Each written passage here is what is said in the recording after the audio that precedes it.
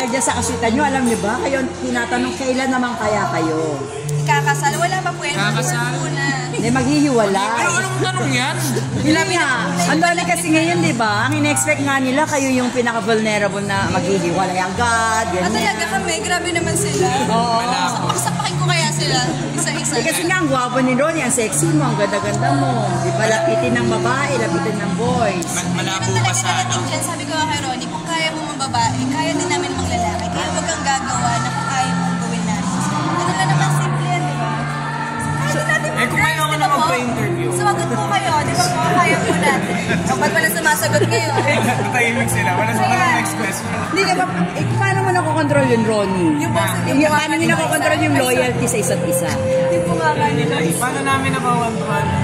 Sa totoo lang, siguro feeling ko yung privacy namin bilang magkarelasyon. Kasi syempre, pag nag-aaway naman kami, hindi nyo alam, hindi nyo alam ng mga tao. Hindi kayo nag-unfollowan pag magkaamin. Nag-unfollowan din kami umabot.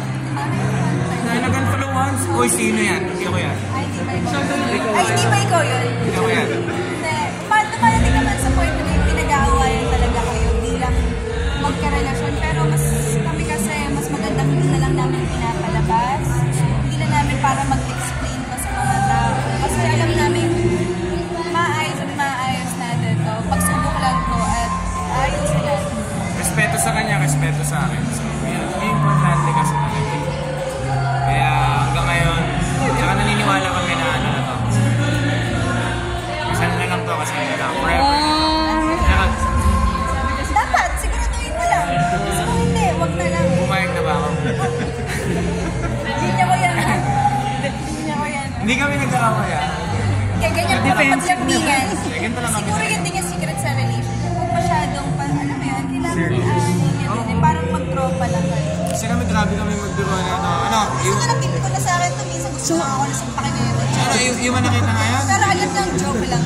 Pero sa tingin nyo, hanggang saan nga? Hanggang kailan para magpakasal? Ilang taon na lang, wedding na? Siguro ano na po talaga, hindi siguro. Pag stable na po yung work namin, kasi ako breadwinner po ako ng family. Hindi ako pwedeng magpakasaya na lang sa buhay ko. Siyempre may family ako. Pero syempre may time ano rin. Hanggang kailan mo tutulungan ng Pag pamilya? naka-graduate na po siguro yung mga kapatid.